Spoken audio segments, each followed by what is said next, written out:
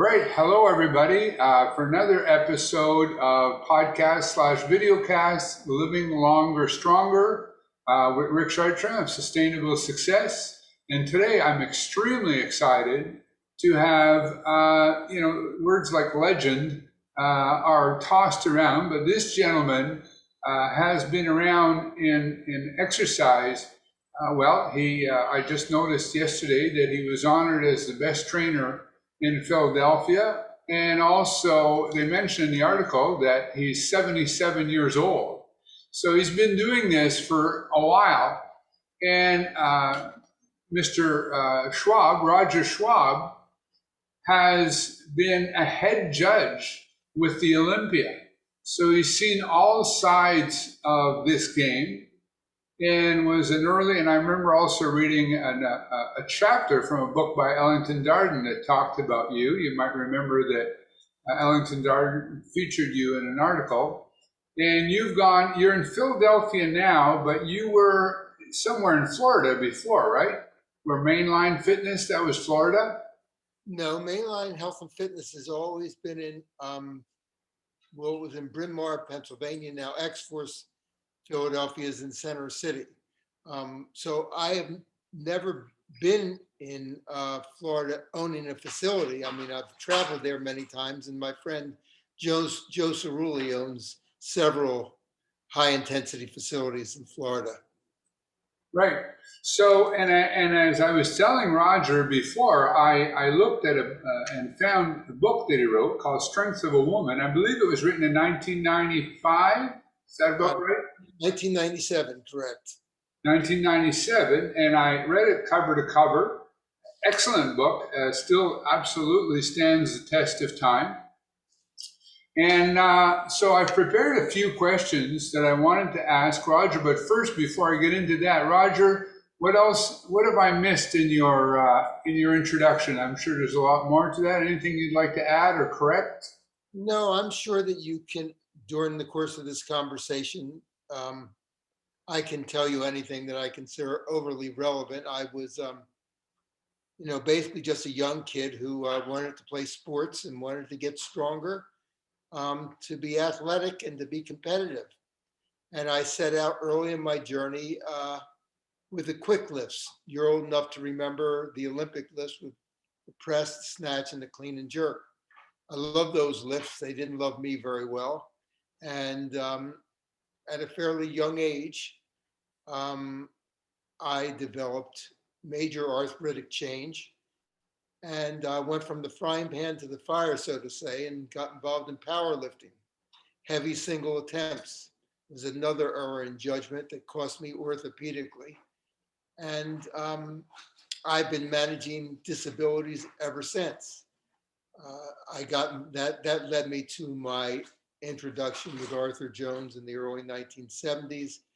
And I can say that for the last almost 50 years, I've been training pretty much pain-free, due to my correct use of the tools of today. I don't blame barbells on my injuries. I blame my misuse of the barbell, and not understanding the connection between force and structural integrity. If Right. force imposed is greater than your structural ability, injury has to happen. And it Right. did happen in my case, along from my cervical to thoracic to lumbar spine. So one of the reasons I'm excited to have you today is because my clientele, I do exercise instruction here in Canada, just outside of Ottawa. I don't know how well you know Canada, but that's the nation's capital. And most of my clientele are 60 and over. So I have a particular interest in, reinforcing how good this is for people as they get older. Although someone once said to me, this is good for old people. And I said, well, actually, young people is just an old person waiting to happen. If they don't take care of themselves, they'll pay for it later. So not only because of what you've done, but your experience, and I think you've answered one of the first questions. Maybe you can elaborate on it. Because one of the things that occurred to me that I thought it was cool that you went towards Arthur Jones' teachings is that you had to be influenced to some degree by all the bodybuilders when you were involved with the IFBB and judging and things like that, and seeing all these amazing people who were, obviously very successful and developed amazing physiques using methods other than. So, was it a big leap of maybe not of faith, because I think every time you read Arthur Jones, you can just see the logic, but was it a big leap, or did you struggle with how different Arthur's teachings was from what was, you were surrounded by all these people who were having success doing something different? I think that's a really good question. I was coming off of injuries, and I guess I was a little bit, I was looking. I've always looked at myself as a pretty deep thinker, and I don't make changes that quickly. When I read in Iron Man magazine an article called The Upper Body Squat, which there was no pictures at the time, Arthur was talking about exercises, or he was basically talking about the physiology of the body, and saying that the function of the muscle dictated, the function, the muscles themselves dictated the function of the machine. And he was talking about the pullover machine. And I had done bent over rows, which I sometimes felt more in my lower back than in my lats. I was very good at chins, and I found that it placed stress on my already injured cervical spine. And what he seemed to be talking about was direct exercise, which removed the weak link of the arms when trying to work the major torso musculature. And it made sense to me. And it made enough sense that I took off to Florida to meet my future mentor, Arthur Jones, who, by the way, I should say to you, said upon meeting me, about when I asked him about my physical potential without a shirt on, I asked him, "What do you think, Arthur?" And he remarked, "You have zero potential, not a goose egg, zilch, Iziko," which he says is Zulu. And he made it sound like, I wasn't going anyplace. I think he's right. I developed some, good musculature as I continued to train. But I realized by the length of my muscle bellies that I was not going to set the world on fire. And as they say, thems that can compete and thems that can't teach or judge, I took the latter two routes. Right. So, I don't judge it as a leap of faith.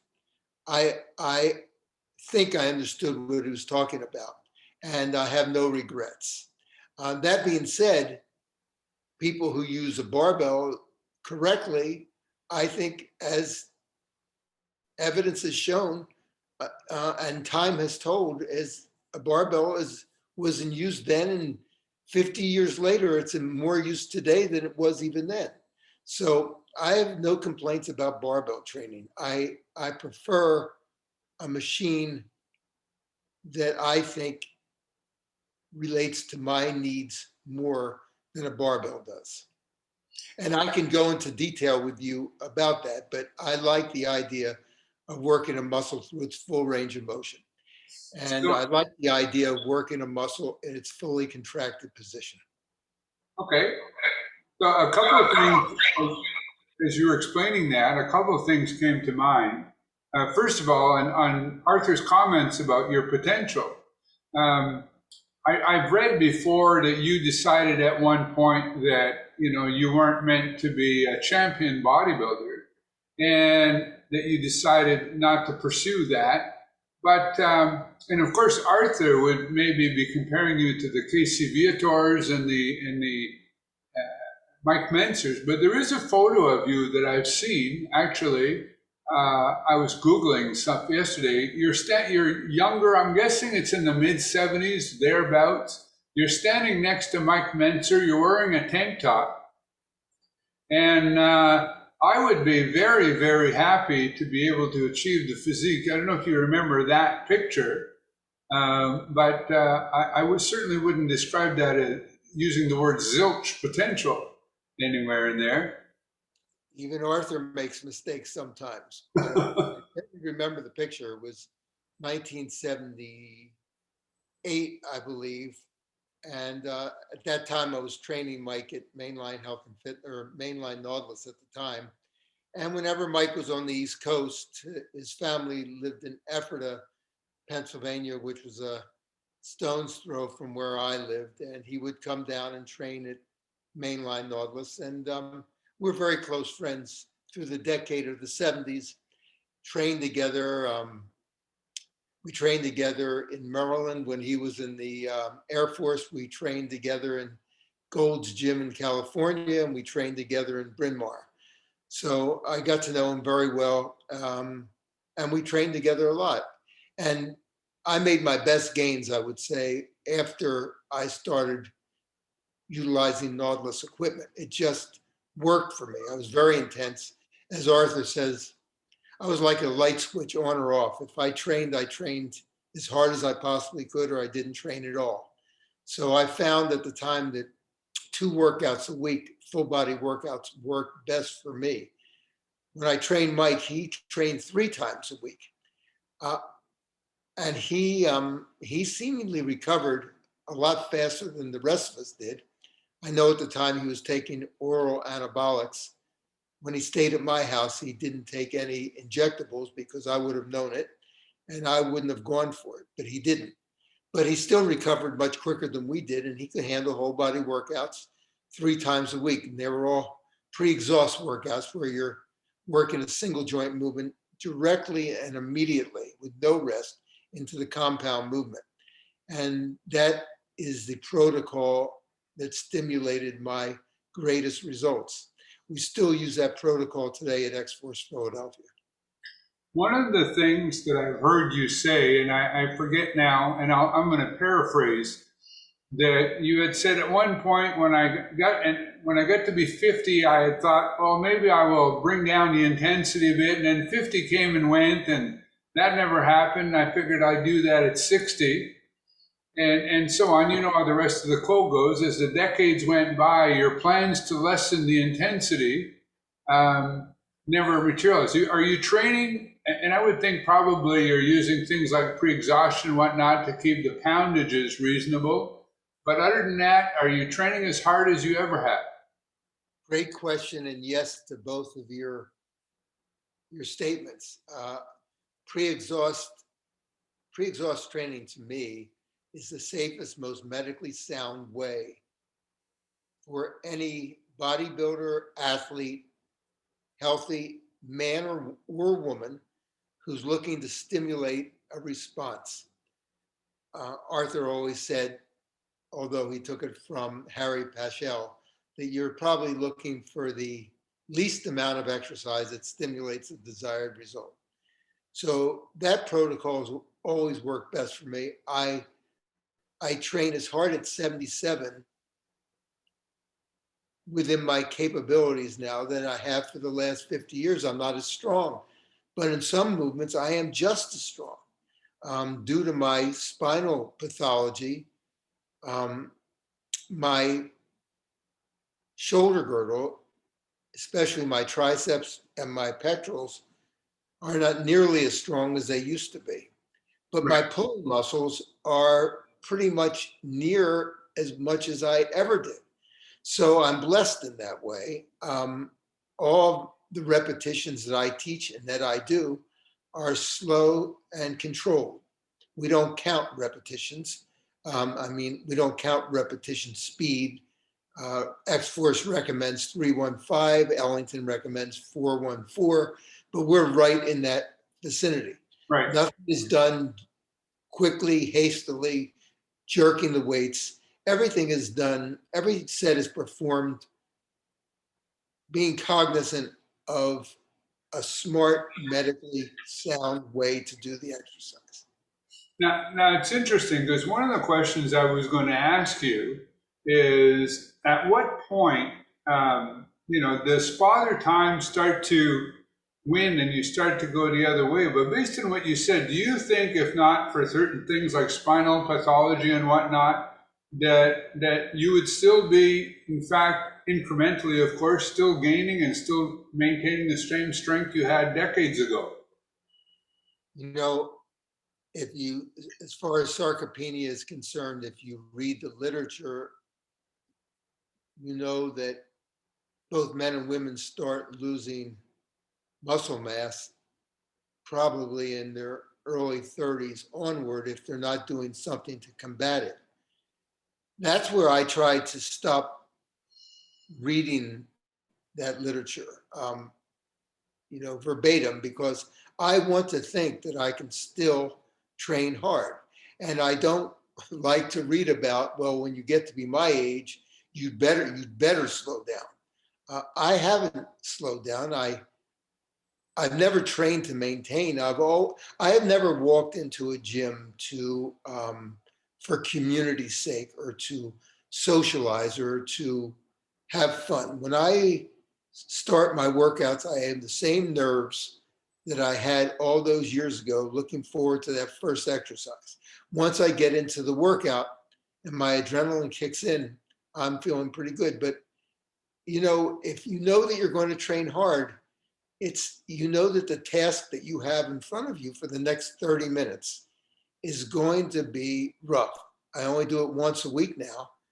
That's about all I can tolerate because I've chosen intensity over volume, which I always have. But twice a week, it seems to be a little bit too quick for me. Every fifth, sixth, seventh, up to 10 days seems to work for me, and I'm able to maintain my strength. When I wait too far out between workouts, what seems to be hampered the most is my conditioning and my breathing. And if I train too soon, it's my strength. But if I get it pretty close to being right, about a week works best. So, one of the things, I'm 63, so there's not a whole lot of difference. And I still see myself making incremental progress on much of my lifts. And, I read the beginning of Marc Messier's autobiography, which he recently published. And he's talking about his last year as a professional hockey player. And he said, I realized I could still do everything I used to do. I just couldn't do it 2 days in a row. He said, that's where I realized we're getting older. And I think that's one of the things. I don't think you necessarily lose strength, but you maybe have to, you don't recover as quickly. I think that's where father time starts to get an edge. Does that make sense to you?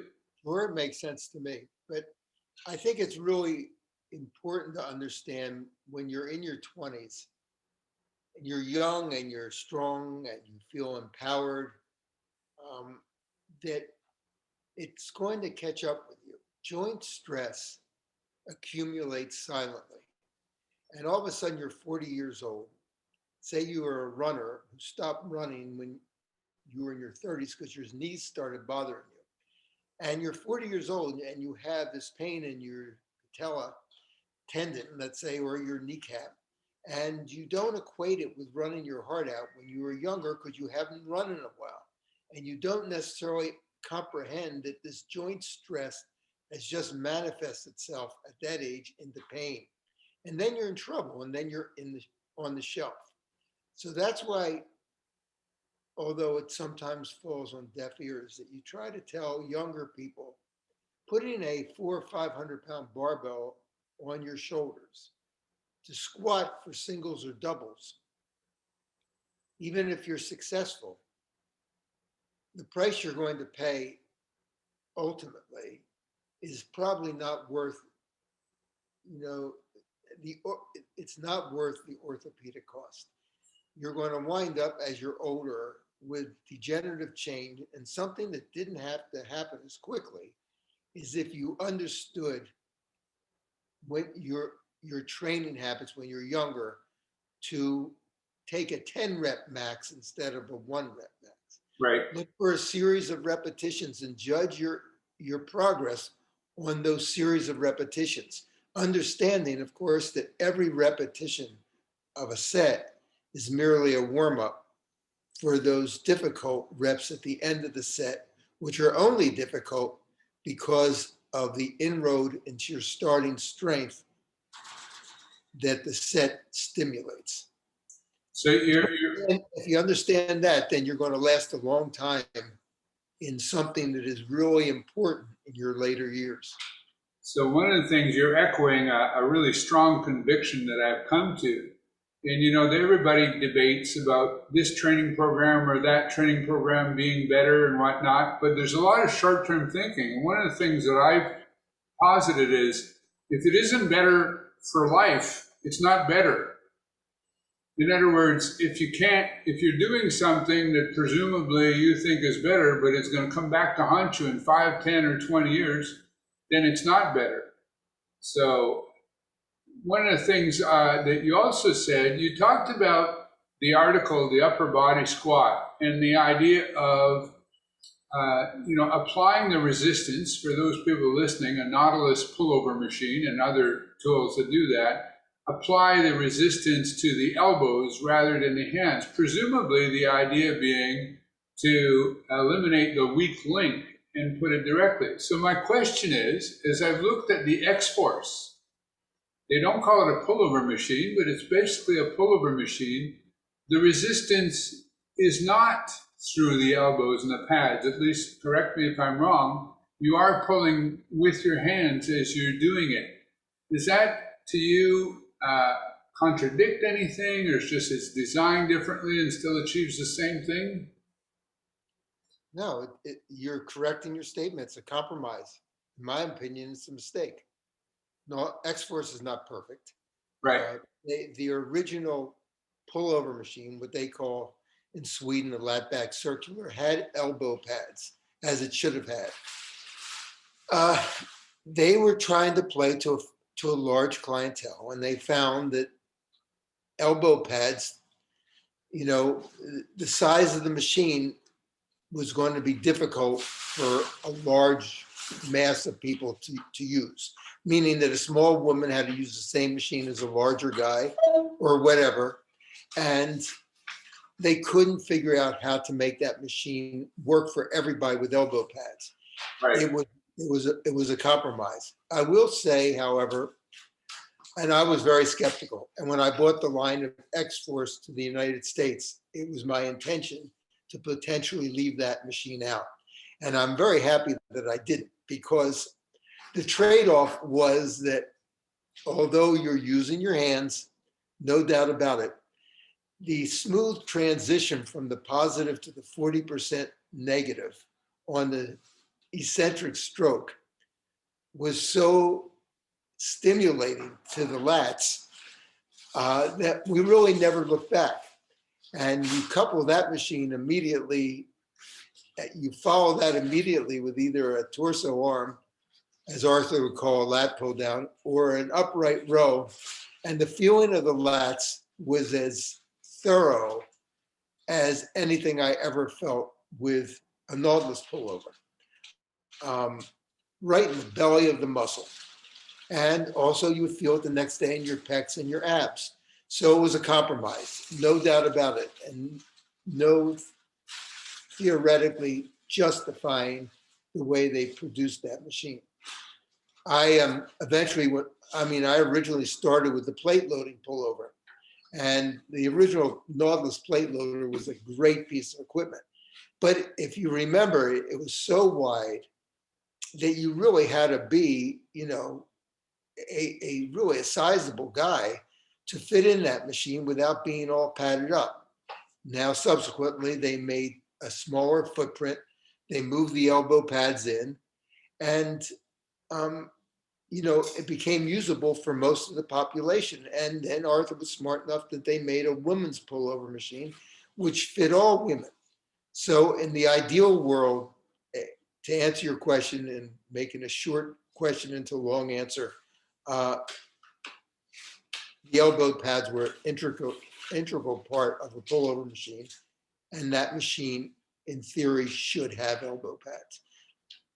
That's how, that's why when you move in the lats, your arms really aren't coming into play in any significant way. And with an X-Force machine, the compromise is that they do. So in your book, and you said earlier, uh, full range exercise as well as contracting having a good contraction in a position of full muscular contraction, which I think was one of the 10 requirements that Arthur Jones first talked about. People have since questioned how important those particular things, the fully contracted position and full range, and I think in some cases, like with the pullover as an example, at the very top of the range and at the very bottom of the range, some people have suggested that at the very top, the lats disengage, and at the very bottom, it's almost like triceps.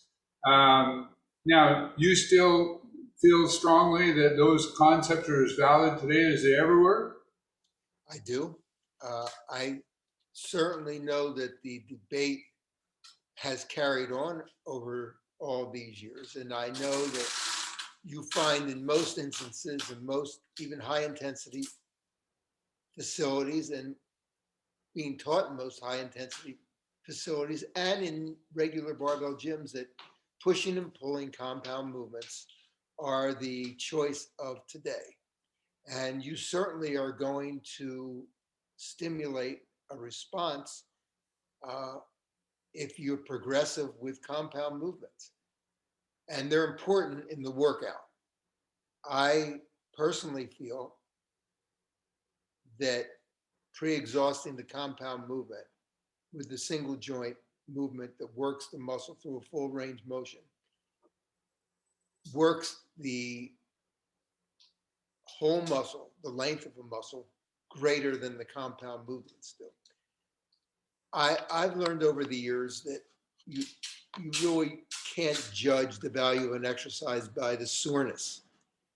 But that being said, in compound movements, I always found, at least with my structure, that say for a chin up, a weighted chin up, great exercise, or a weighted dip, another great exercise, I would feel the resulting soreness in my attachments more so than in the belly of the muscle. But if I did a curl, especially a machine curl, especially one of Arthur's now not produced anymore compound position bicep machines, I felt the resulting soreness right in the center, deep in the belly of the muscle. And to me, I like that feeling. And I didn't feel that my joints were being compromised. I think on compound movements, if you get strong enough, you are more at risk of eventual joint problems than you are if you pre-exhaust it with a single joint movement, which in my opinion increases the intensity and decreases the stress on the joints. That's the way I felt about it in 1970 something, and that's the way I feel in 2022. And that is the reason the protocol we use is pre-exhaust.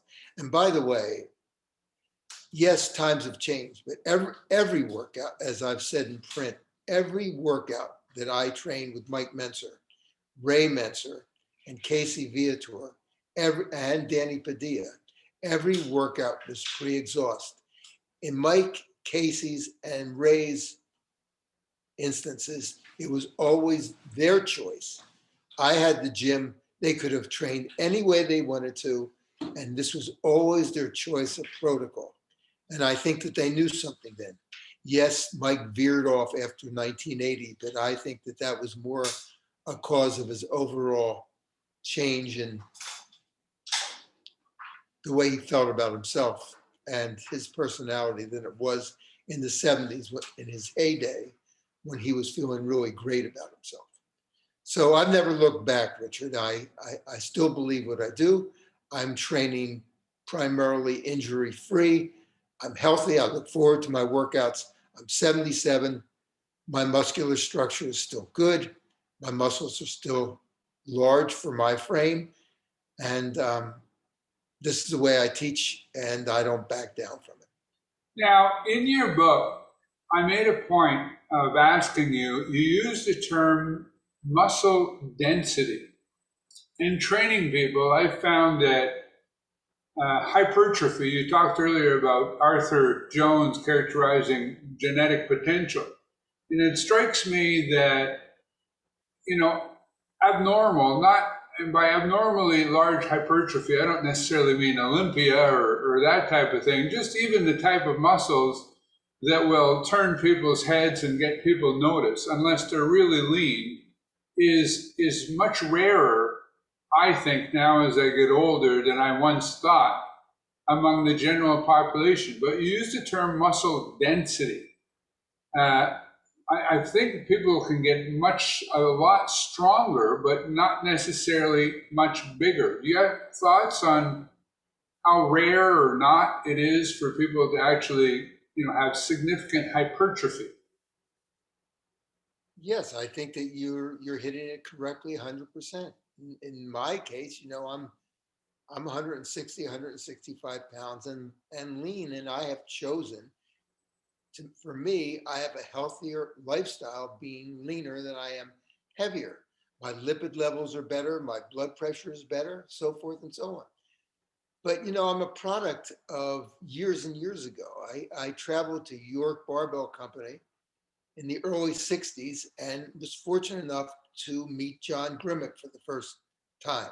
Now, people who never saw Grimmick might not think in relation to today's behemoth bodybuilders that Grimmick was much. But as Arthur said, anybody who ever saw Grimmick firsthand didn't have such an opinion.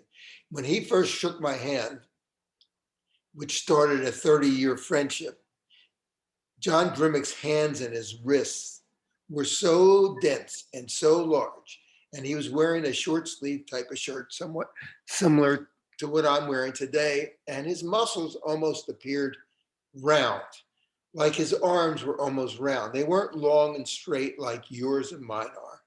Everything was thick and dense, and yet he was as lean at that heavier body weight, and in 60s, he was not a kid anymore. He had already won the Mr. American 40 and 41 and Mr. Universe, I believe, in 48 or 50 or whatever it was. I mean, he was well past his prime, but he had zilcho fat on him. But his muscle bellies, all of his muscle bellies, from his vastus lateralis, was unusual, like down to the knee. It's not like his vastus medialis was long, and like some of us, the lateralis is quite a shorter, length of muscle. He had long muscle bellies everywhere. So to me, the word dense applied to John Grimmick. The first time I saw Casey Viator was the exact same thing. These long muscle bellies every place.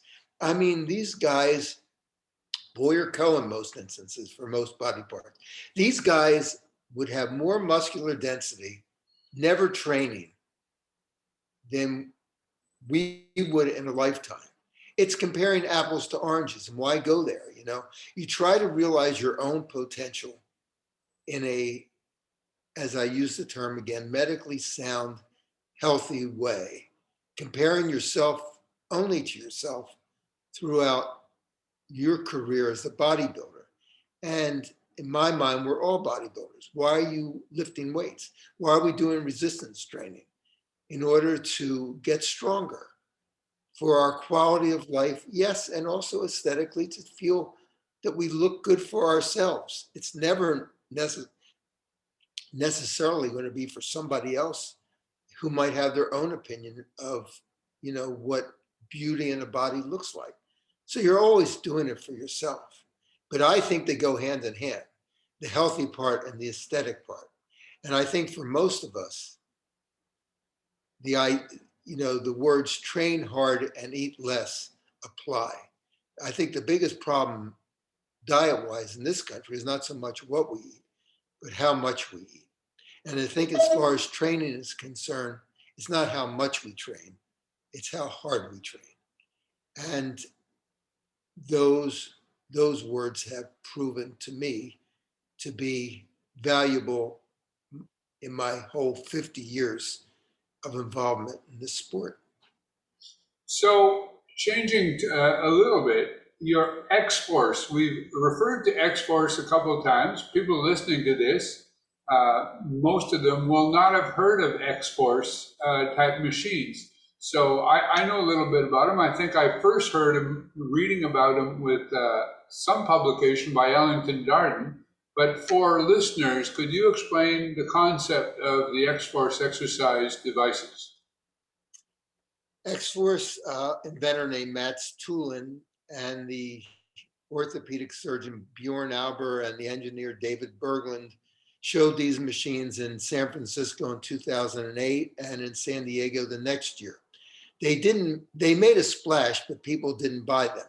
They were quite expensive compared to, a Cybex machine or a Precor machine or a Life Fitness machine, of which people feel like they could stimulate results on that equipment. I've always been, to me, the greatest bargain to me has always been quality. And I saw value in those machines at the time. So I went to Sweden and I worked with the engineer and the orthopedic surgeon and the inventor on the resistance curves of the machines, and eventually brought them to the United States in 2012. The basis of the machines are a way to, with the use of a servo motor and software, to work with a tilting weight stack on the concentric part of the movement, which within a quarter of a second of reaching full contraction of the muscle, the machine will quickly revert to a vertical position and give 40% more to the user of the equipment. The 40% comes from the idea, although not exact, that a fresh muscle is approximately 40% stronger in the lowering phase of the movement. I was intrigued by this. When they showed the machines in 1978, I was with Gary Jones at the time, Arthur's son, who had a hand in the hammer machines, plate loading machines. And I asked him his opinion, and he said, if Arthur was alive, he would have either stolen the idea or bought the X-Force company. That was pretty much enough for me, because I thought that Arthur was always trying to find a way, an economically sensible way to incorporate heavier negative movement into the equipment. With his advent of his lumbar extension machine, before he got involved in, when he was trying to figure out ways to strengthen, the most important part of the body, the lumbar spine, he did come up with a type of an isokinetic machine that give more value or more resistance on the negative part of the movement. He never deemed it safe and he never got involved with it, but his thinking along those lines was important at the time. He eventually discarded the use of more negative work and went on to build equipment that even today, in my opinion, is the most important equipment that has ever been built in order to strengthen the most valuable, most vulnerable, I should say, parts of the body, the cervical and lumbar spine, which he did with MEDX testing equipment. So I noticed that in your book, and I recently was fortunate enough to purchase a medical lumbar from Michael Petrella. I believe you know Michael Petrella. And so I was able to add that. So I'm excited. I don't have the computer and the testing ability, but I have everything that I need to do the workout. So I'm quite excited about that. And I'm happy to hear that you still feel that's a valuable tool. So X-Force doesn't have a lumbar specialization the same way that the Maddox medical lumbar would have? X-Force has its own lumbar extension machine. And this restraint system is excellent. It is not a Med-X lumbar extension medical machine. Nothing else is. But it is, I think, the best commercial exercise lumbar machine that I've used. Plus, it has the 40% heavier negative. There's been debate about the Med-X lumbar extension machine strictly as far as the isometric contraction on that machine to do the testing. And I don't necessarily think, as Arthur did, that testing on that machine is of all importance. And I think that what you have in your machine without the computer, used correctly, which I'm sure you do, will prove the most worthwhile isolated exercise for the muscles that extend the lumbar spine. So use it well, use it briefly, use it intensely, keep your repetitions to someplace in the area of 12 plus or 10 plus, and I think you'll be doing your community a really medically served piece of equipment. Great. So the X-Force, I'm going to ask you an unfair question because it requires you to speculate. And here's my speculation. Tell me what you think.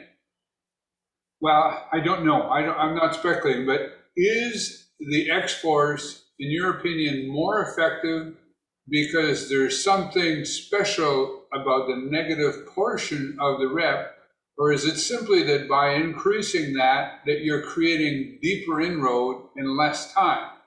And if we define intensity, some people have said inroad versus time. If you can create deeper inroad in less time without increasing the force, because of course you could do that by doing ballistic movements and going as fast as you can.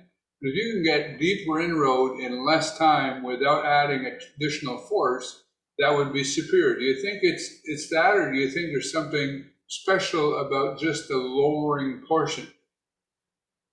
No, I think that you hit it better than I could say it. I think you're exactly right.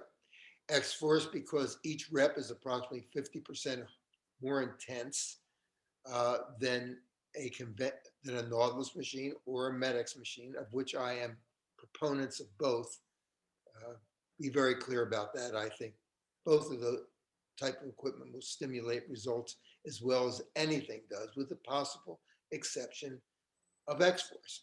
X-Force gives a deeper inroad into your starting strength in a quicker period of time, which I think makes it a more efficient piece of equipment. If it's done under the protocol of a slow, smooth reps, I think that you can get tremendous stimulation in a very brief time. And to me, that is, one of the key ingredients of successful training and stimulating a muscle in a safe way. And that is exactly the way we do it. You can do the same thing with a Nautilus and a Med-X machine. It's just not quite as efficient, in my opinion. Does that mean people should run out and buy X-Force? It's not going to happen in the first place, because I don't believe at the time they have produced a machine since the pandemic, which was much more rampant in Sweden, even so more than the United States. But even that being said, the cost of X-Force, unless it is eventually manufactured here in the States, is going to be a piece of equipment that not too many people will probably be able to get their hands on. And I don't think that it should be cause of concern, because I think the Med-X equipment was built tremendously well. And I think the vintage Nautilus machines were as well. Okay, great. So now, speaking of force and safety, and in your book, of course, you often allude to safety.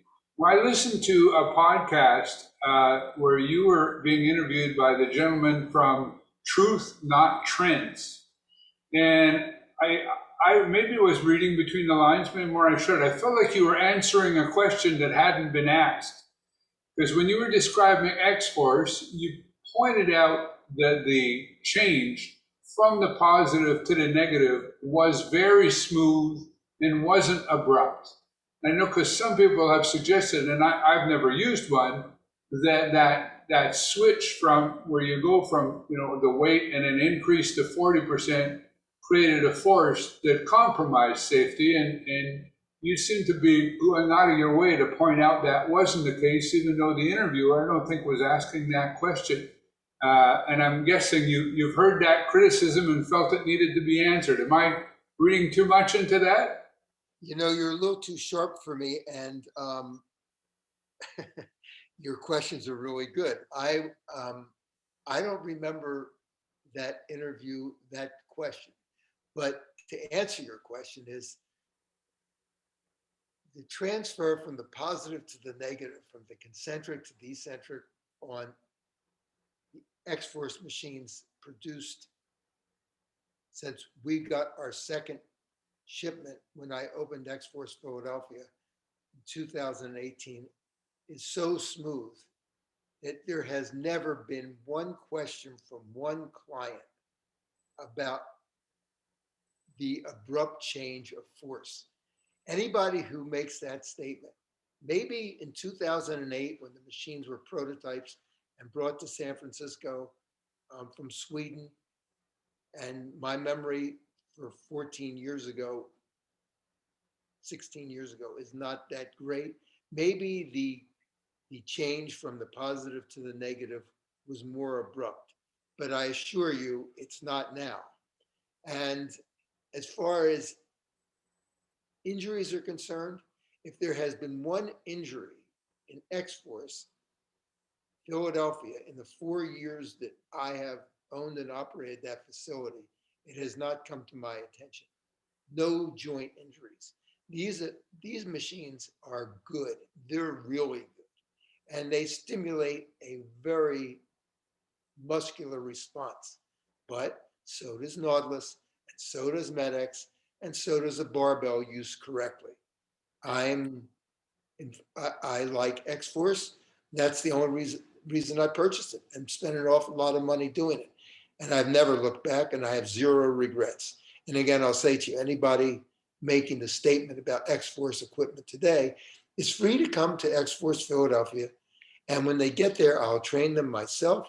There'll be no expense, and they can see for themselves. But I can tell you, Richard, that several members of the high intensity community have taken me up on that. And if you talk to Michael Petrella, if you talk to Jim McBride, if you talk to you talk to Mike Lepowski, his wife Corey Beth, or any of the other people who have stopped in Philadelphia, Luke Carlson, any of them who stopped to Philadelphia to train, ask their opinion independent of me. And I'd be very surprised if any of them said anything at all, not one iota different of what I'm saying to you today. Well, interestingly, when I did hear that, it was probably 10, 12 years ago. And of course, you now have had the test of time. If there had been an issue as a result of that transfer, it would have come up to create problems right now, and it hasn't. So I hope one day to be able to travel to Philadelphia and be able to try them out. I had spoken, interestingly, of Michael Petrella about the machines, and he was there and tried them, and he spoke very highly of them. So changing a little bit, in your book, you talked about aerobics, and you were basically saying that strength training is much more efficient, superior, safer, all those different things. But you did allude to the fact that aerobics may burn calories and may improve cardiovascular. Since then, people have questioned just how much even those are true, whether aerobics burns much in the way of calories, and or really how much it actually can contribute to cardiovascular fitness. And if it does, any improvement is often more than offset by damage to joints, ligaments, and tendons. Have you Do you feel even stronger now that cardio, or do you think it has its place as a combined uh, thing, or where do you stand these days on cardio? Pretty much the same as in your book? Well, you know, you learn over the years. If you're, if you if you're in the community, you learn, and you learn what people are saying and what people are thinking. Um, I've mentioned this the last couple of podcasts or interviews that I've given. A close friend of mine who was at the time a spinning teacher. Um, she said to me, "What makes you think in 2022 that people come into a gym seeking results?" She says, "I think that they're looking for a community." Well, that was just like a arrow to the heart. I mean, I had never walked into a gym unless I was seeking to stimulate a response. But if you look around, there's classes, spinning classes, where there's 50 or 60 people next to each other saying hoo-yah and riding a bike as fast as they can. And they like doing it, and they're going to do it.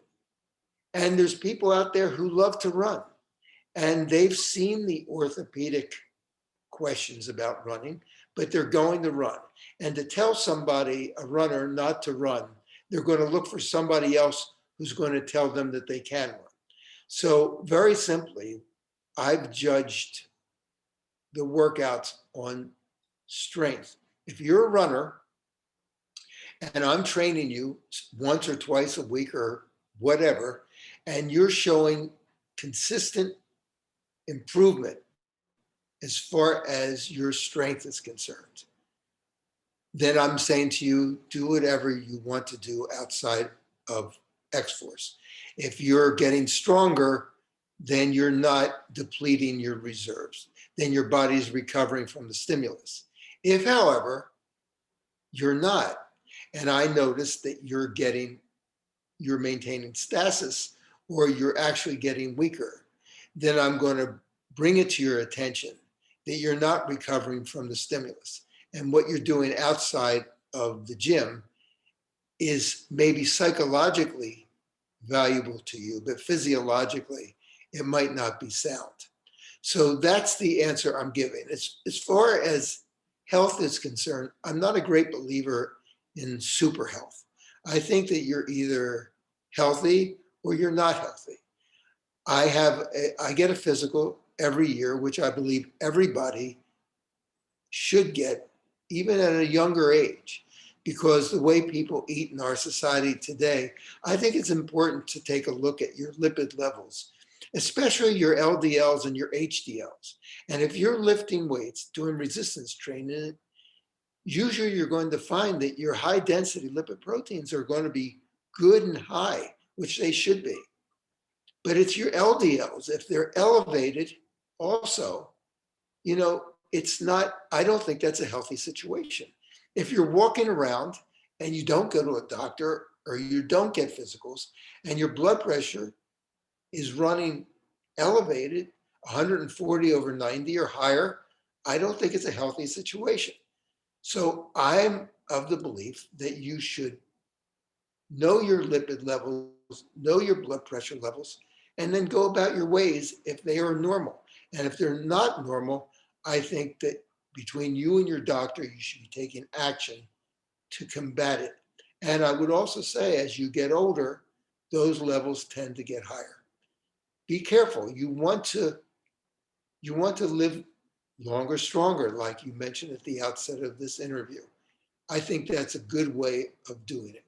So in my opinion, strength training has to be the cornerstone for everybody's training, every healthy individual.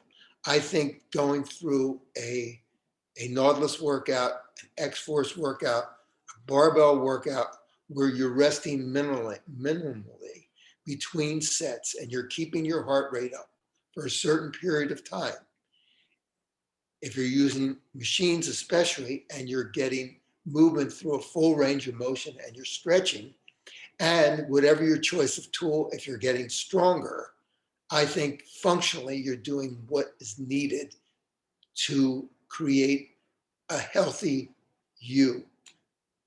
Super health, I don't know that your heart rate has to beat 40 beats a minute, but I train once a week in my mid 70s and my heart rate is in the mid 50s.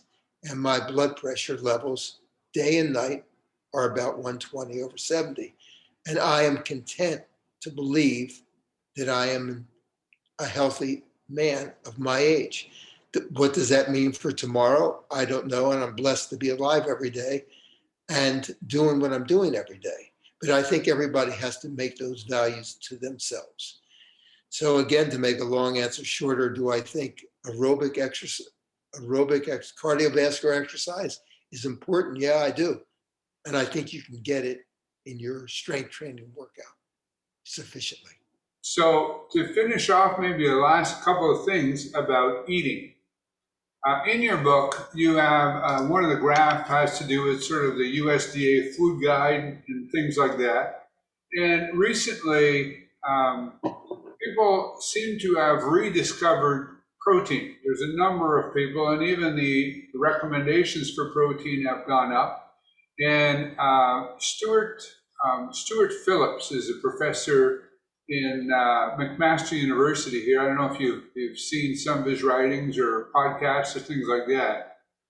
And he feels that protein is more important. And I kind of wonder, the muscle magazines, of course, pushed protein for a long time. And this is where I sort of land with this.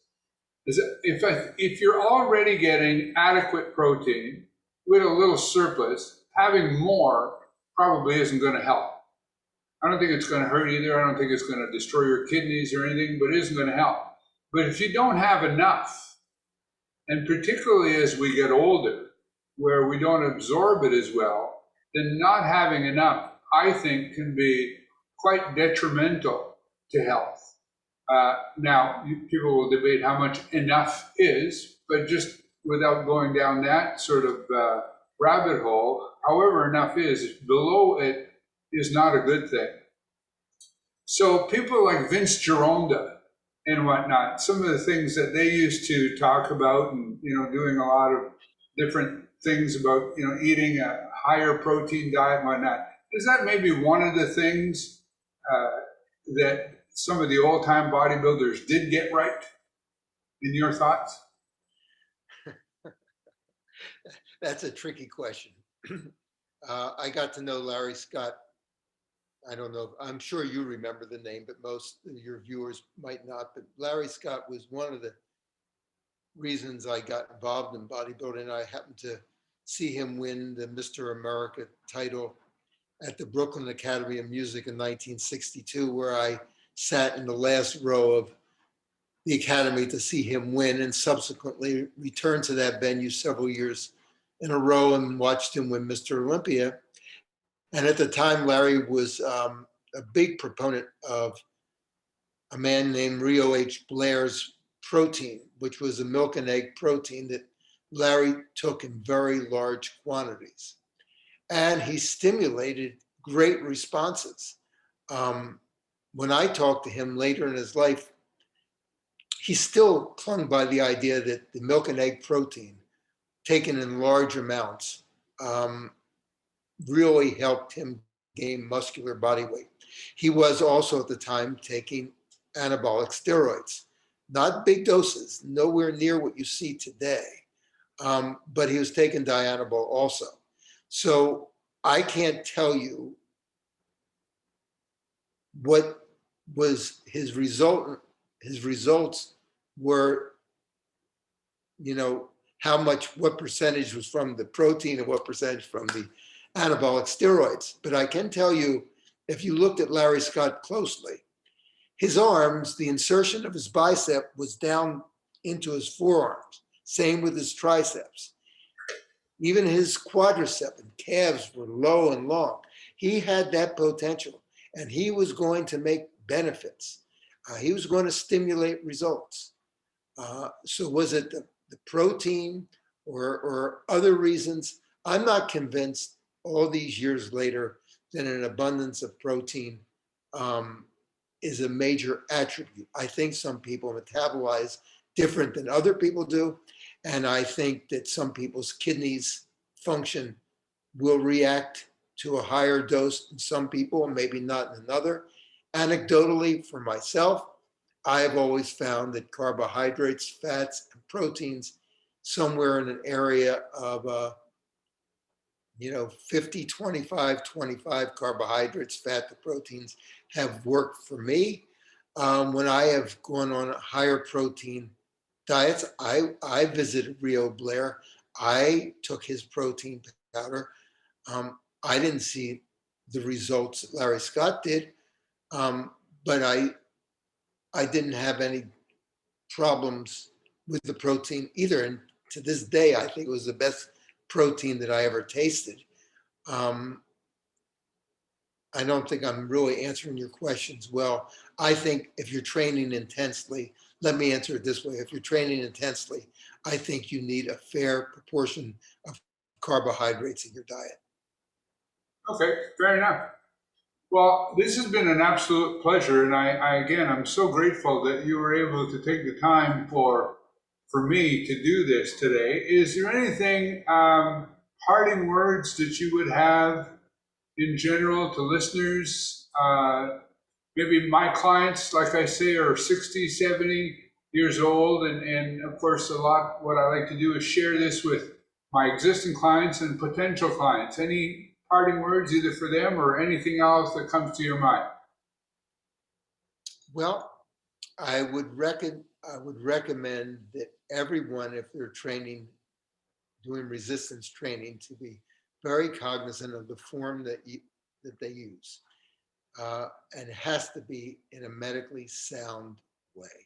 And I believe that explosive repetitions will not necessarily make you explosive. They probably will be more exploding to your joints and connective tissues. I believe that you need both single joint and compound movements. I believe that you should recover from the stimulus.